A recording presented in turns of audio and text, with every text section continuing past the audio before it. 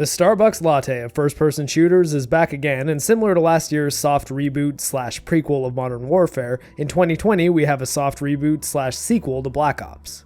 Call of Duty campaigns never fail to deliver the big-budget thrill moments, but their quality varies pretty widely when it comes to gameplay design and story. So is Black Ops Cold War a return to the hard-hitting, interesting narrative of the original Black Ops, or is it more of the unfocused nonsense that was Black Ops 3? I'm MarcTheCyborg, and I'm here to help you find out, though beware that there will be some campaign spoilers. I won't blow the big reveals, but if I'm going to cover the story, I can't really do it without talking about the story. The campaign for Call of Duty Black Ops Cold War, which is a mouthful of a title, was developed by Raven Software, who are famously behind Jedi Outcast, Quake 4, X-Men Origins Wolverine, and Singularity.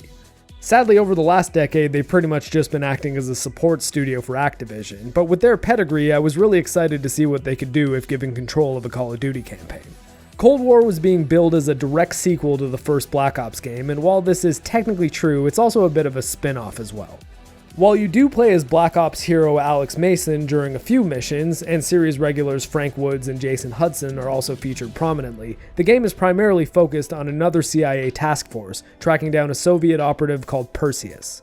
This task force is made up of the Robert Redford-esque Russell Adler, another American agent named Lawrence Sims, an MI6 agent named Helen Park, a Mossad agent called Lazar, and the primary player character codenamed Bell. Bell is technically a created character, but you don't get to select very much. You choose a name, a skin tone, a place of birth, and a gender, with none of them coming to play at all during gameplay beyond the skin tone of your fingers and the pronoun Bell is referred to as. You do also get to select 2 personality traits, but they aren't too dissimilar from picking perks in multiplayer. Things like faster reload, lower bullet flinch, stuff like that.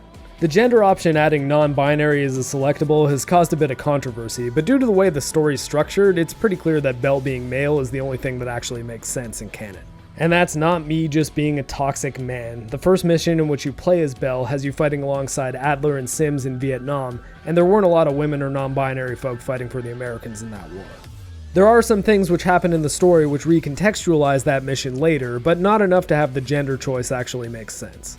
However, the biggest downside to the character creation aspect isn't the essentially pointless addition of divisive politics, it's the fact that Bell is, at most, a sketch of a character who doesn't really feel like part of the story until the final few missions. To contrast that, the original Black Ops having you play as Mason and Hudson gave you 2 characters with personalities, conflicts, and goals to sink your teeth into. You could hear them talk during missions and cinematics, and it was a lot more engaging than the silent protagonists we have in Cold War. That being said, Raven does quite well when it comes to giving the player a bit of agency while playing as Bell. The game has a surprising amount of dialogue choices, which are frequently used to milk a bit of lore out of the other characters during the briefing sequences, but also to make choices which affect the story and structure of the game. This is where Cold War really starts to excel and feel fresh, as while there are certainly no shortage of high-intensity gunfights, there are quite a few missions which are wide, if not totally open, in their design. You are able to pick up side objectives as well as use stealth and dialogue choices to solve problems without pulling a trigger. Some of these side objectives even affect how the main story is told. They don't dramatically alter the outcomes, but they do change enough to add a bit of replay value, which is something that Call of Duty campaigns have often struggled with. The mission called Desperate Measures is very open and has you sneaking around KGB headquarters, solving your mission in a number of ways, and none of them involve using a gun. You play as a Russian double agent in this mission and are tasked with acquiring a keycard to let 2 of the CIA operatives into the building. I started by planning to poison an officer and then steal his card, but I had such a good time exploring the building, fiddling with the side objectives, that I accidentally solved it in a completely different way. The stealth is simplistic, but forgiving enough that it wasn't frustrating, and the calm of the first half of the mission made the storm of the gunfights which cap it off feel very satisfying. There are also 2 completely optional missions, a concept which made its first appearance as the hybrid real-time strategy missions in Black Ops 2. The optional missions in Cold War are functionally not very unique. Both are essentially fight your way past a bunch of dudes, kill a specific dude, take a picture of the dude's body, and then fight your way to extraction. However, before you launch these missions, you have the option of solving some spy puzzles which change their outcome in the story.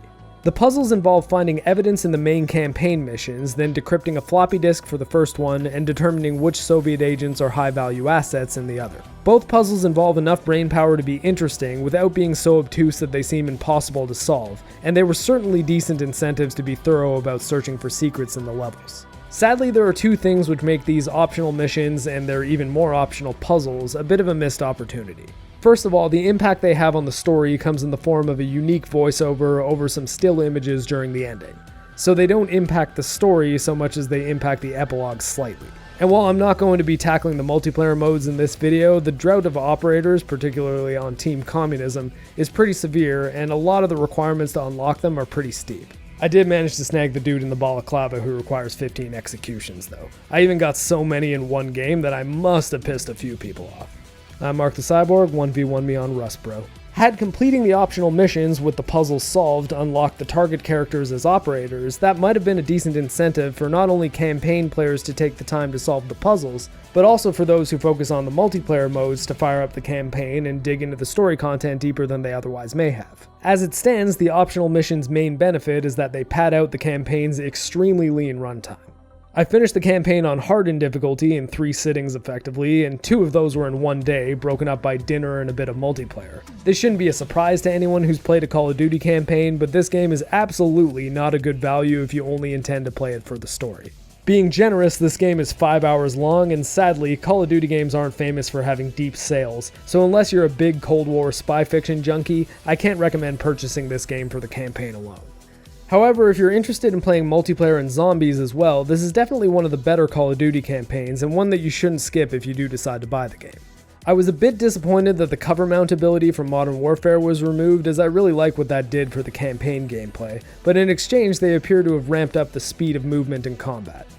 While you still have to take cover in order to regenerate health, I found that most of the battles involve moving forward, mowing down communists at speeds would seem closer to a Quake game, though oddly enough faster than the Quake game which Raven Software made themselves. So while the slower stealth and dialogue segments are there, Cold War is still a solid bet if you're looking for those fast Michael Bay moments as well. There are a few new gameplay changes as well, other than the apparent boost to the pace. The first being that when you have a sniper rifle equipped, holding the breath button will throw the game into bullet time, even on realism difficulty. Not a game changer, but it's certainly made for some slick sniping sections. You can also grab enemies and use them as human shields, which is pretty effective, but I personally kept forgetting it was an option.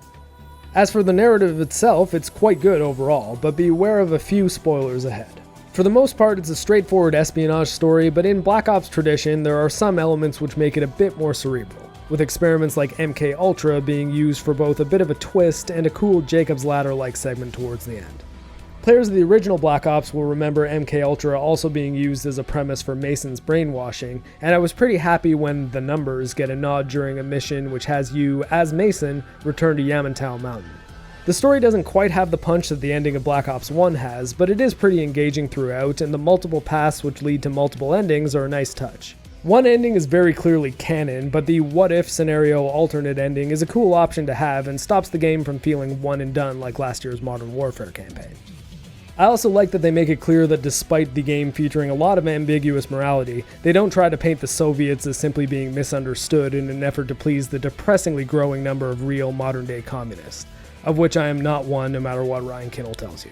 The Soviets are the bad guys, and in the ending where they win, millions of people die. Oh, groovy, smashing, yay capitalism. Hello.